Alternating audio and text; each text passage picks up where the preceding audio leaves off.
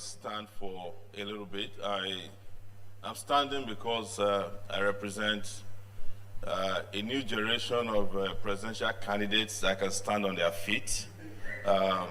Yes. Yes. I also do that out of respect for the House. And I want to say that I wish my friend Kola Abiola was still seated here. He took permission from me that he's going to Ibadan for another program. But I wish that I could have said a few things to him because I had not seen him since the burial of his dad in 1993. Yes. As small as I was at that time, I was the one who conducted the burial because we wouldn't let the federal government come to desecrate his grave. The other thing I wanted to say to him, when you guys were introducing the presidential candidate of the PRP, he was looking at me because I'm the real presidential candidate of the PRP. The PRP had just had an alliance with our party, but Kola is the flag bearer of the other PRP. I wanted to tell him to his face. But one of the things I wanted to say to him is that, biblically,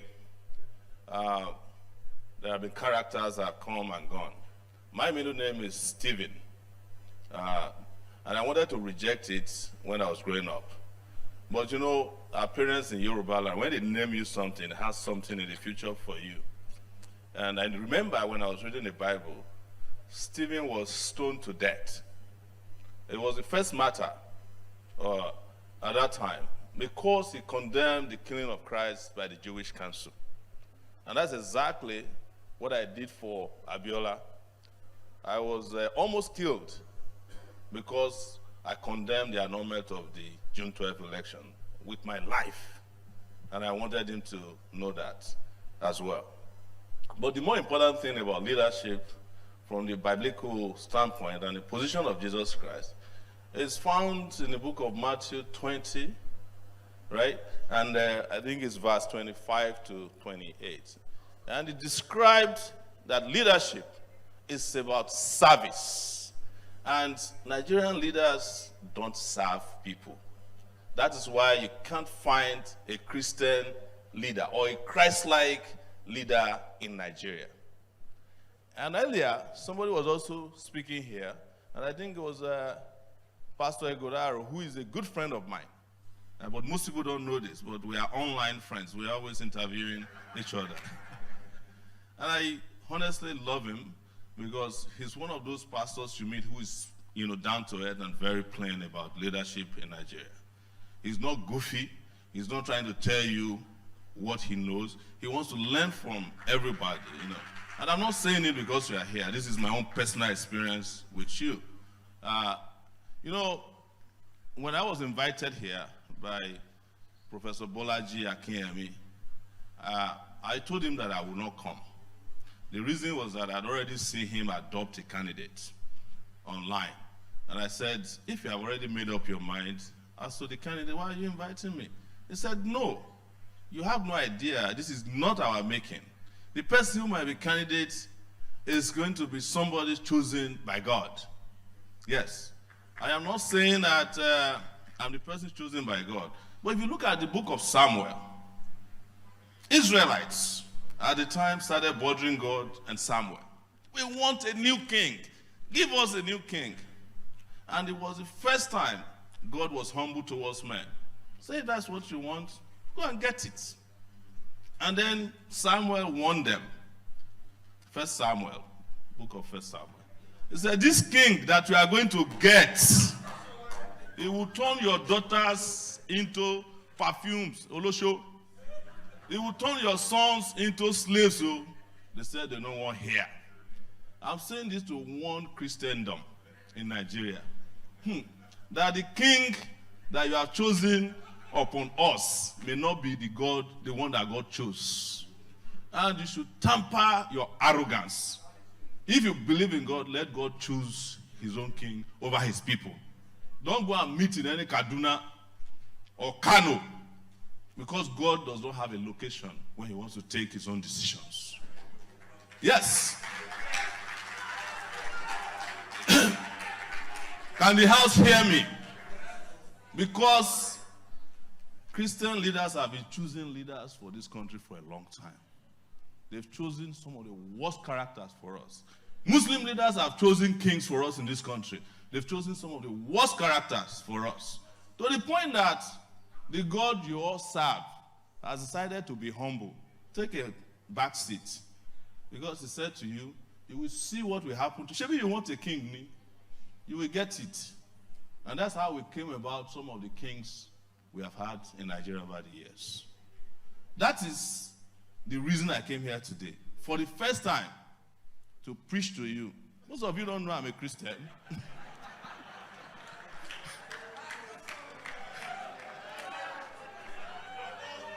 But if I started a church, no pastor in Nigeria can compete with me in terms of membership. Because I will be dishing out the gospel of the truth and the gospel of justice. But I don't want to enter that crowded area. I have opted to work as a servant of the people. And I have been doing it for 3 decades. When I speak in Nigeria, people look at me and say, because I have a Godaro stature, very young, fit, and handsome. Yes. People say, oh, maybe Sowore just came in 2015. I've been around since 1989. Anybody who attended the University of Lagos will attest to this. I was a student union president at the University of Lagos in 1992 at the age of 21. Probably the youngest to ever be a student union president. So when some people mock me and say, SUG president, well, the truth is that some of the people who are running Nigeria today cannot govern the University of Lagos of the 90s. That's the truth. There is no way a Buhari can be elected to the University of Lagos Student Union leadership when he didn't go to university. Yes. Let somebody say hallelujah. Thank you very much. But honestly, I'm not here today to reclaim any kind of religion. I'm here to pay homage to ideas like this. I'm here to remind Nigerians, like Samuel did, that be careful when you keep pushing God in your own directions. Because Nigeria is the first country I've been in the world where people design their own gods. So when they tell their God to sleep, he sleeps. When they say wake up, God wakes up in Nigeria.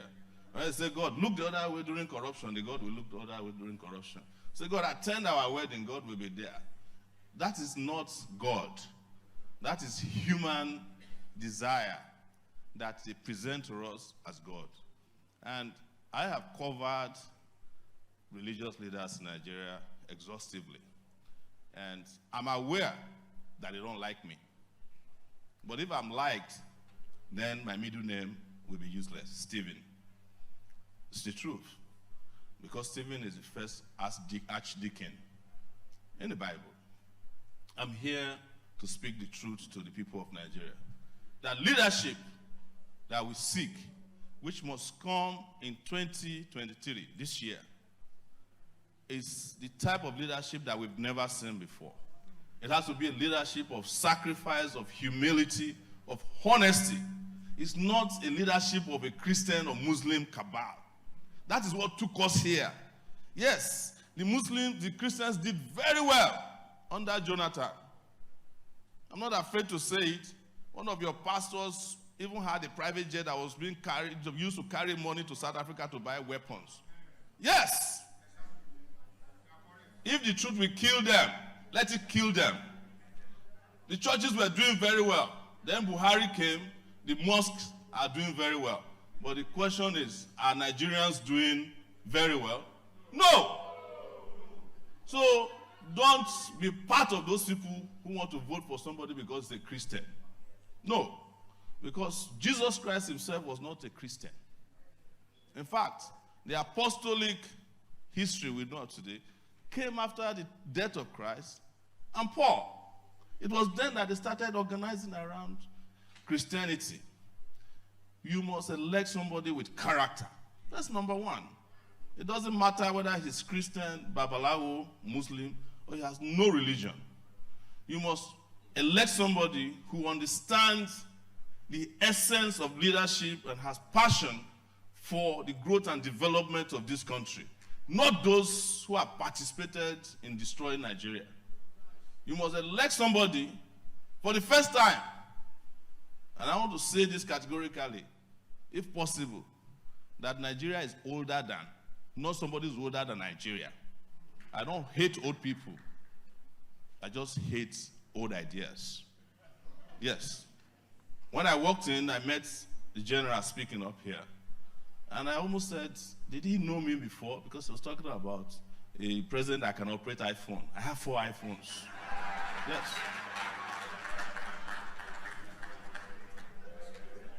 You're talking about disruptive leadership. That is very key and it's not funny. Because when people hear disruption, they think about area boys disrupted. That's not disruption. Disruption is a process of bypassing old things. You know, basically what disruption is that in another 10 years, traffic will become history in Lagos because we'll be using drone taxis. That's disruption. Disruption is the establishment of Skype. Instead of you paying for telephone, you can reach anybody. Disruption is the creation of technological ideas that have changed the world. That's what he meant by disruption, not what Kola Abiola was saying. You understand? Yeah, I would have told him to his face. He is, in my view, younger at heart than his response to his ideas. Disruption is a leadership that comes here and turns Nigeria around without a bloated civil service. Disruption is a government that can pay your salaries without you going to a bank. Disruption is a system in which you don't have to go to your village to vote for your candidate, but you can do it on your device. That is disruption. Yes. Because as we are standing here today, we are not even sure that the election will happen, simply because we are still using paper elections. But India votes, and by 4 p.m. the same day, they will get results of the winner of the election in India. Nigeria is just 300 million, 250 million, 200 and something million. India is 1.something billion people. If India can vote and count their votes on the same day, they don't go to a tribunal. Why can't Nigeria do it? Brazil just voted. By 12 noon, you know who is likely to win the election. We don't need this bogus bureaucratic system that has slowed down Nigeria. And most importantly, we don't need leaders who are a burden on the country. That's the truth. Any leader in 2023 that needs to be carried into office and carried out, it's not going to work for Nigeria. Yes. Any leader that cannot move Agbada up and throw it down is not needed for Nigeria. But most importantly, we should not be wearing Agbada in 2023. Yes. There is no need for 3-piece pajamas because our president should be able to go to work.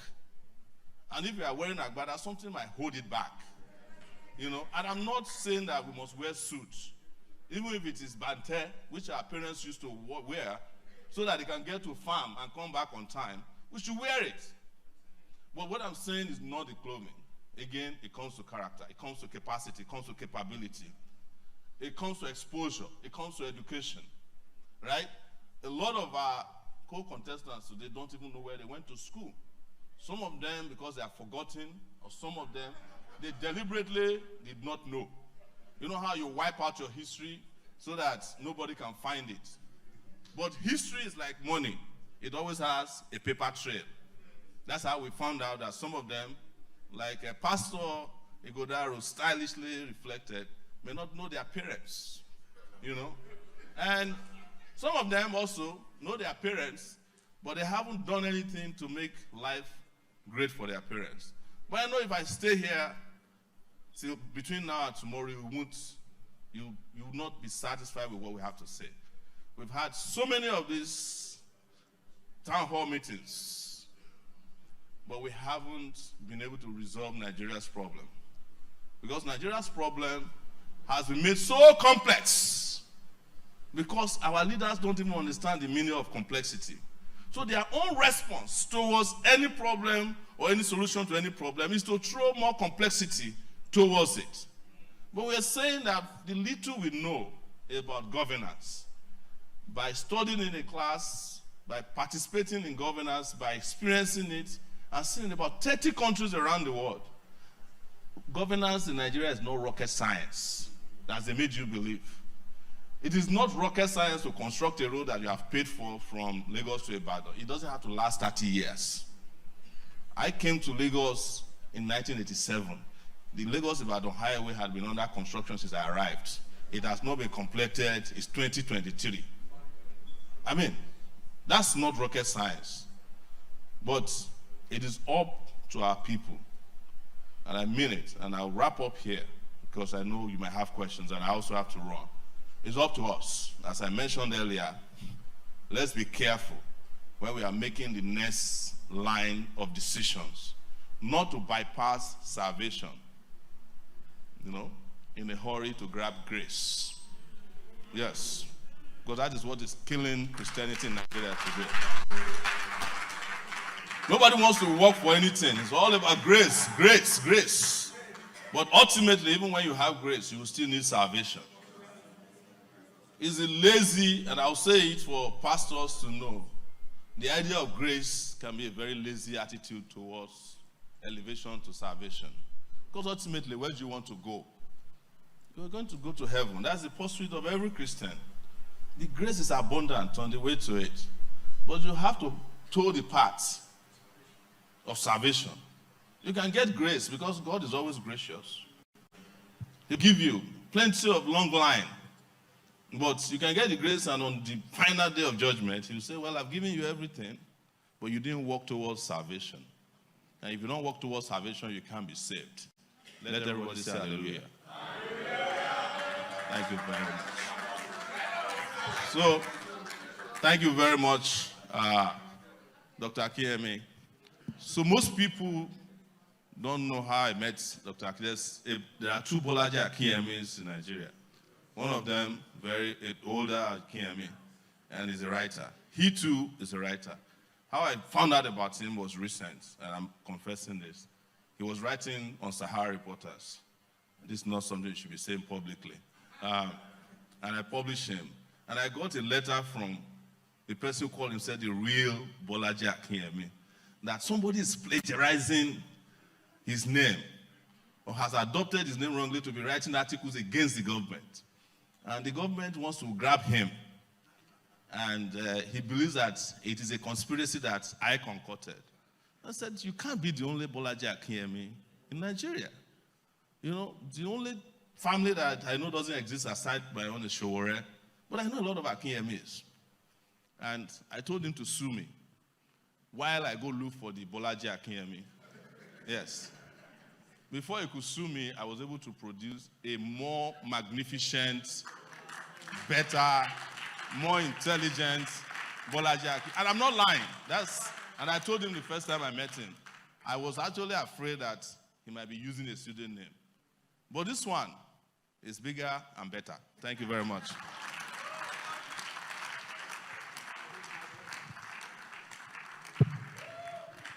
That was good. Very quickly, we'll be having, because of time, we'll be having questions and answers so that we can interact with the candidate here. But because of time, we're only going to take 4 questions. There is 1 already, 2 already, 3, and I think a lady, so that we balance it up.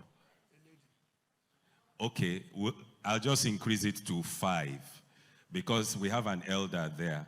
Let the elder will take it first. But after the question and answer interactive session, we'll be going into we'll have a session of prayer, just briefly, but we will have a song ministration interlude afterwards.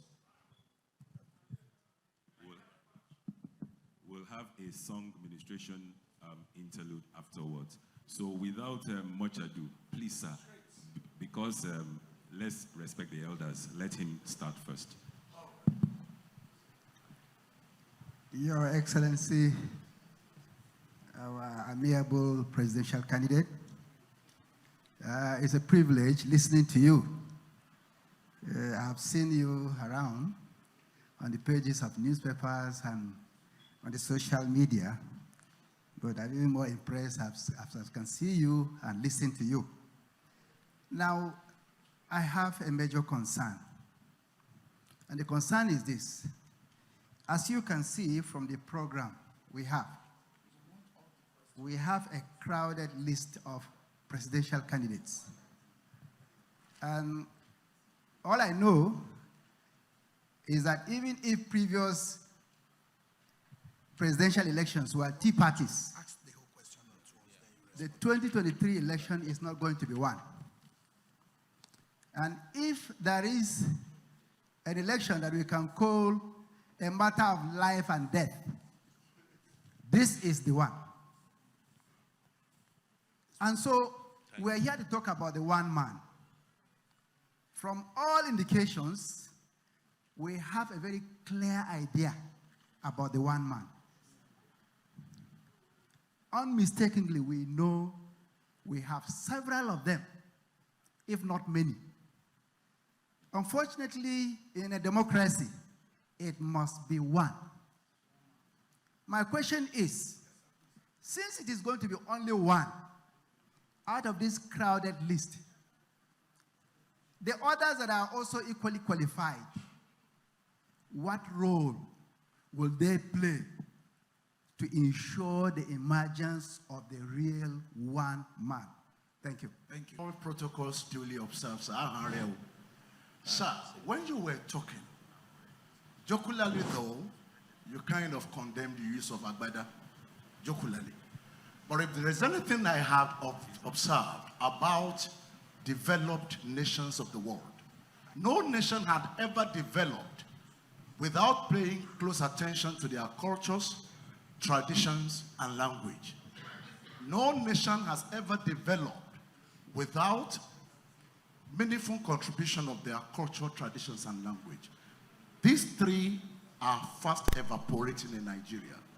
You can't get to China and get a Mr. Stephen. It's impossible. Sir, what are you going to do, peradventure you are the one man, to revitalize and revive our cultural tradition and language heritages? Thank you very much. Hello. My name is Lawal Oluwatoyin. My question is, actually, presently, Nigeria doesn't need a leader. Nigeria needs a deliverer. Because we have known the extent of damage done to this country, so we need a deliverer. Now my question is, how do we know that deliverer that we are going to vote for? Thank you. How?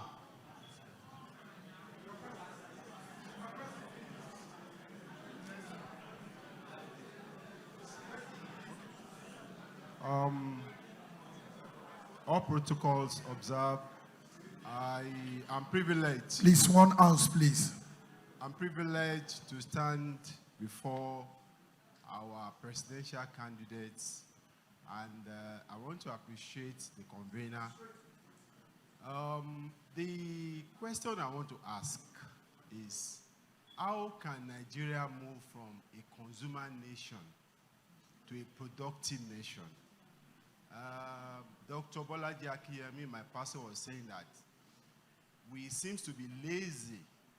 I don't know whether it is evidence from what we have on ground that we are lazy, but how do we move from a consumer nation to a productive nation? There are a lot of abundant resources that we have.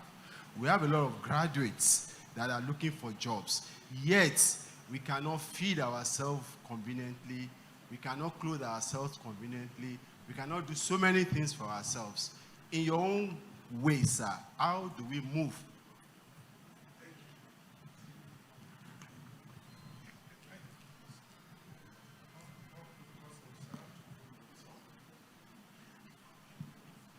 All protocols observed.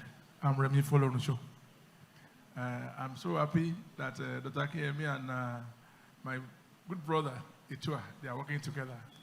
And my prayer is that this country will be better very soon by the grace of God. This morning, I've sent it to Pastor Itua and to Doctor himself. There is this Indian pastor who was prophesying about what Nigeria will be in the next 5 years. But are we ready for it? When chairman of INEC said yesterday that he's not sure election will hold, because yes, because we are still working analog. Pastor Etua commenced a program some years ago whereby the diaspora, you can vote 30 million without leaving your house. I'm scared of going to vote because I don't know what is going to be there. So what you and other people are doing to make sure that, you said it, Brazil went to vote within a few hours, they got the results. Indians, they are more than us, we are just 200. And we refuse to let the system work. And thank God we are here because I believe those who are here today, they will make it work. You and other candidates, when will you come together and say we must adopt electric system to vote so that we don't have to queue for the whole day? Thank you very much. Thank you. Okay, my name is Shola Oluwadiko. Let me first of all say that my perspective about who you are has changed today. I used to believe that the Sowore is, but when I see you go to places with crowds of youths who are, but it has, changed today. You are a good man, very intelligent, and I believe God will help you. Now, these are my questions. I've had you, spoke, quite a number of conferences and meetings. So I don't want to go the way of asking you how you are going to change Nigeria. But my two questions with regards to the church. First of all, if you become president, how do you intend to protect the Christian church in the North, considering all that they are going through right now that is obvious for everyone to see? And then secondly, coming back to the generality of the Christian church, how do you intend to establish a robust relationship between the government and the church? Thank you very much. That's my question.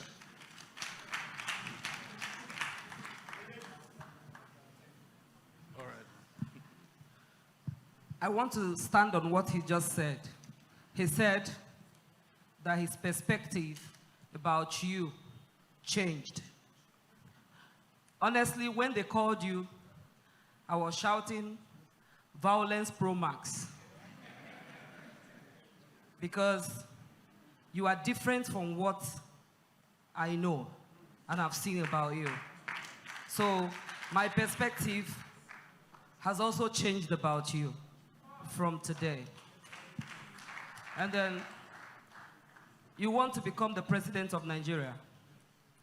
What are you going to bring to the table? What are you going to do there that is different from what others have done? How are you going to change things? Because we are tired of stories. We are tired of people coming to tell us they will do this, they will do that. How are you going to change the economy of Nigeria? And how are you going to upgrade the living conditions of Nigeria? That's just what I want to know. Thank you. Okay, thank you, sir. First, I want to appreciate you for... Sir, I want to appreciate you for speaking truth to power. Today, I have made a decision because there are many good people running across to somebody. But who can we send among them? The speaker of truth. Obviously, you are the speaker of truth, and we are sending you. But my question is very simple. I watched somewhere where you said what the youth are doing to save their family and save themselves. So I want to know your specific plans for the youth. Yes. Thank you very much. I will try and respond very quickly because I also have to leave. And I'll respond to what I heard said there, that there's a decision already, and there's only one man that has been decided upon. Okay, that you are only going to be one man. Well, as you can hear from the congregation today, the man has been revealed unto you. So, it's up to you to listen to the word of God and his commandments. But I guarantee you that the only thing to which I've committed my life since I was born, and I'm 51 years old. Yes, 51. I may not look it, but I feel it. The burden of Nigeria is heavy. its service to this country. And I will combine this with the question about what we'll do to protect the church. I've never said this publicly before, but I'm the first individual in this country who started tracking Boko Haram bombing of churches, especially when it started from Madala in Abuja, to the point that we started telling in advance which church they are planning to go next. So I'm not here to please anybody that I'm a Christian, and I said it publicly, I'm not here to claim religion. It is God who knows who is serving him. No human being knows. But if my life can be looked at transparently from what I've done with my life, I think I've served God a lot more than Nigerian leaders in my own private capacity. But whomever that one man is, I guarantee you, if it's the choice of the people and he's competent and has capacity, he will be able to find competent hands to work with him. You don't have to recommend me to him. I don't even know if I can work in government for 2 days. I'm too independent to work in a government because I know what happens in government. If this were to be a cabinet meeting, the president will fire me after my speech today. So let the leader that emerges transparently choose the people they want to work with. You know what is painful, most painful to me in Nigeria is that there are a lot of competent Nigerians all over the place. You know this jackpot thing now. You see the banks that cannot run their back-end computer backbone anymore. It's because their tech guys have left to Canada. Some of your doctors have already left for London. Some of your nurses have left. Architects have left. They have finished pushing everybody. They are now going to go for Nigerian teachers. The same teachers that we said are not good, they started hiring them in the UK since last week. The same teachers that you always spit on, the guys who are collecting 30,000 naira per month, and Kogi pays 5,000 per month. That's the minimum wage in Kogi State. Yes, they are hiring them. By the time they take everybody out, you will know that you always had competent people, but you did not treat them well. Yes. But that's what I'm coming to do, is to restore that dignity and glory to people who have kept this country together, whichever capacity they have done it. And I repeat again, sir, that person, the only one person has been revealed unto you. Don't overlook the person. With regards to culture, our brother asked about culture and tradition. The Agbada thing was a joke for me, even though I hate flamboyance, especially the people you call excellency, the way they dress.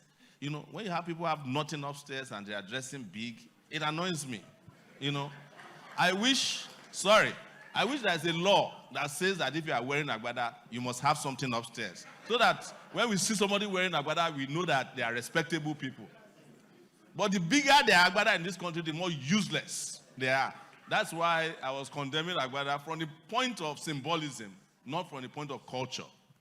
In terms of culture, any country that loses its language has lost its way. The English knew what they were doing when they made English compulsory. If you find somebody today who is speaking Yoruba, we make fun of them. Yoruba, go to Facebook. If you write something that is not correct in English, they'll say, oh, your English is not correct. Have you ever found a Yoruba man telling a white man that their Yoruba is not correct? They knew what they were doing. So until we start writing in our own language, and I will make sure that is done.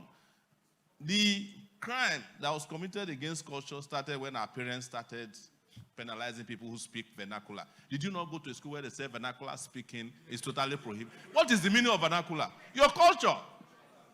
Some of you have been class captain before who were collecting money for people who violated. See a confession at the back. You know, I want to see people who can speak Yoruba better than English and not people who can speak English better than Yoruba. We need to have a language of instruction to be our real language. That is the way to restore our culture. Those of us who studied, who grew up as Christians with our parents, we understood spirituality more with the Yoruba Bible than the English Bible. Because I used to be the custodian of my father's Bible, the big one, you know? The one that has leather cover, Yoruba. By the time you read it, you will understand what they are saying. So we must restore all of that. Vernacular speaking must not be prohibited in our country. It should be French, China, and other important languages that we prohibited in our country. Let's write mathematics in Yoruba, in Hausa, in Ibibio. You will understand it better. It's one of the worst problems they did to us. With due respect to our Christians, how do you have Christian Bibles translated into 78 Nigerian languages, but you don't have physics and economics and chemistry translated to your language, and you want to compete in the world? That's the truth. Let's translate every goddamn book to our language. You're already doing a good job with the Bible. There are 78 different Bibles in Nigeria. You can quote me anywhere. Translated to local language. I've seen the Robo Bible before, Ethic Bible. We want to see physics Bible too, physics book too, yes. Chemistry book, computer book written in Yoruba.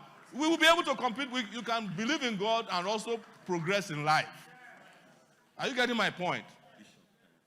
So, culture, language is very important for me, so I agree with you completely. Somebody said Nigeria needs a deliverer. Our political party, the African Action Congress, do you know what we want to do? We want to put liberty on the ballot. We are for total liberation of Nigeria. In fact, our party don't believe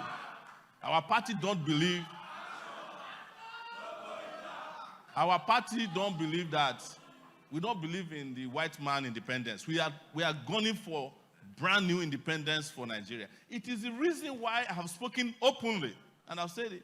People are talking about the Constitution. Which Constitution? The Nigerian Constitution is a fraudulent document created by the military. Decree 22, it was promulgated with. Were you there when they wrote it? No. Who was there? You can't find any military general who will tell you that they were there when they wrote the Nigerian Constitution. The American Constitution was written in 1789. We know all the people who were present where they were framing it, even though we weren't there. How come we don't know the ones that did our own in 1999? So we have to create or frame a brand new constitution that will take care of so many of the problems that we are discussing now. Nigeria doesn't need a deliverer. It needs a leader.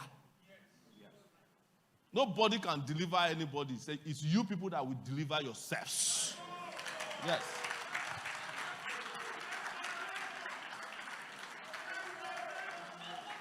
And the more entertaining part, how do you push Nigeria from consumption to a productive nation?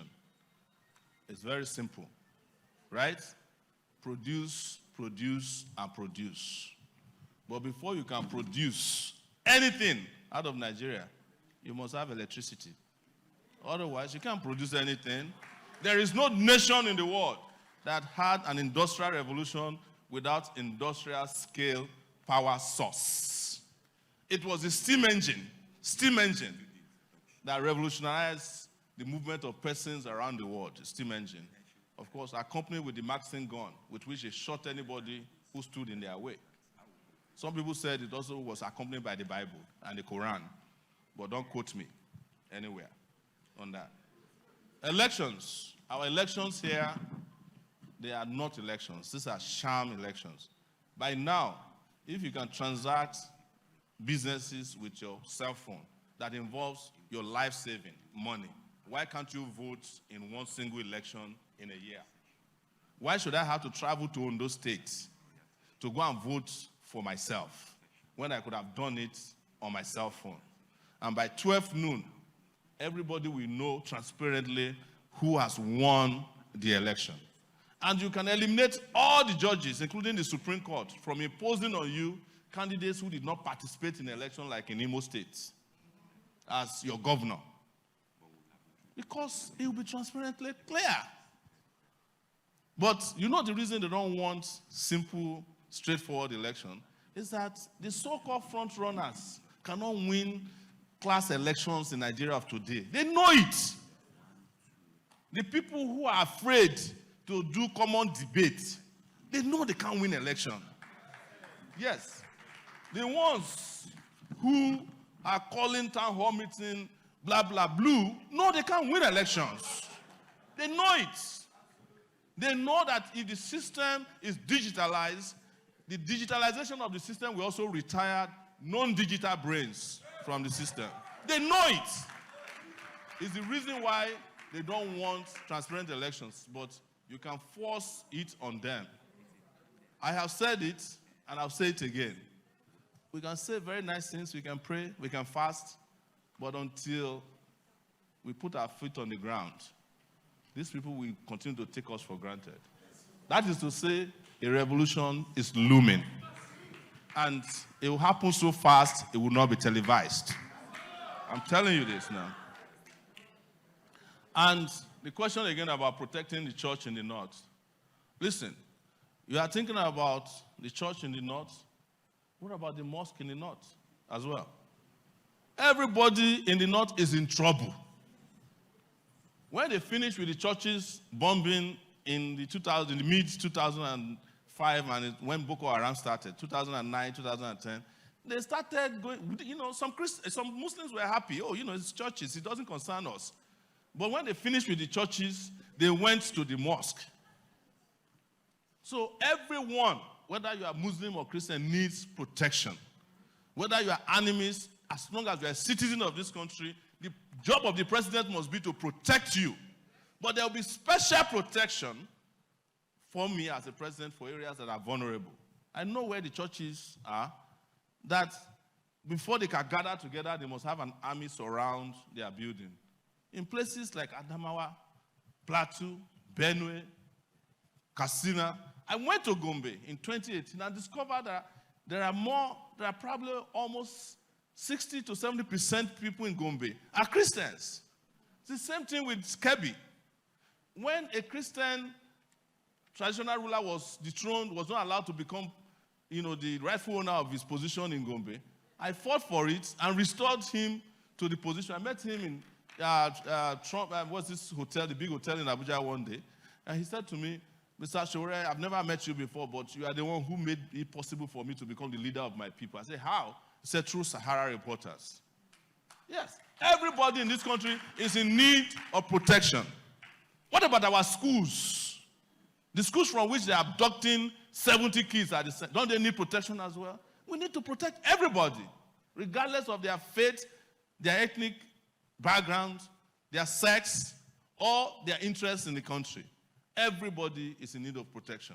And I know that when I say this, as some Christians have told me, that I'm not Christian enough. No, I'm not trying to be a Christian enough. I'm trying to be a good man. I'm trying to be a great citizen. I'm trying to be a patriot. Because if Nigeria gets it right, the African continent will get it right. And when we are getting it right, when we go to the mall, we don't ask who is a Christian or who is a Muslim. When I arrived in America, I did my first job, and I was paid a check. I didn't ask who the person was. I just went and spent my money, It was when I got to Nigeria that I realized that when you lose everything, you have to cling to something. Sometimes it's religion, sometimes it's your ethnic background, sometimes it's the name of your father or the grave of your father, because you need something to cling on to when you've lost everything. And for a lot of our people, they've lost everything. Nothing is left. Nothing is left. And the relationship with the church, I don't need to tell you, I have great relationship with the church. I have great relationship with leaders of our churches. I just told you earlier on that I so much love them, I don't want to create another church so there won't be unhealthy competition. So how much more can you love the church more than that? I don't need to patronize the church by saying I'll be a leader that loves leaders of the church. I went to primary schools created by the Methodist Church. There's a primary school in my village created by the Catholic Church. The last born of my mom, Kike, was saved by nurses from the Catholic Church. So the church has done great for this country. They brought schools. In fact, we are seeing more churches these days and less humanitarianism. And the church must go back to humanitarian work as well.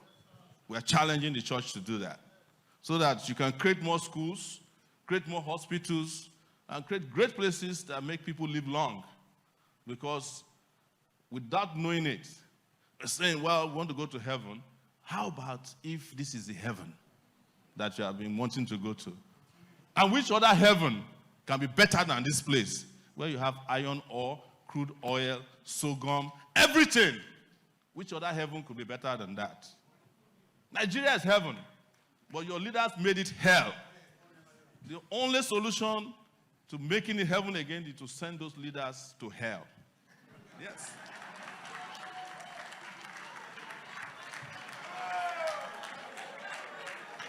I'll say one last thing regarding our sister who asked about the economy. There is nothing better than having a country that has raw materials already. It's like you get home and you want to cook, and your fridge is loaded with all the ingredients. What do? Open the fridge, put your pot on the fire, and start cooking. But if you have irresponsible people who have such things, they don't open the fridge, they don't cook, and they start ordering from outside. And they keep claiming that they are not eating healthy. When you don't eat what you cook, how would you tell whether there's too much salt from something you ordered from Sweet Sensation? And you have hypertension, and you are wondering why the hypertension is killing you. It started from where you are ordering salt from now. But if you want to eat healthy food, eat the one that you can gauge the salt that goes into this. I'm just giving you that analogy because there's no time. Otherwise, there's no problem with Nigerian economy. It's just that the economy has too many thieves as opposed to those who need help. So having said that, ladies and gentlemen, thank you so much for bringing me once again. Thank you.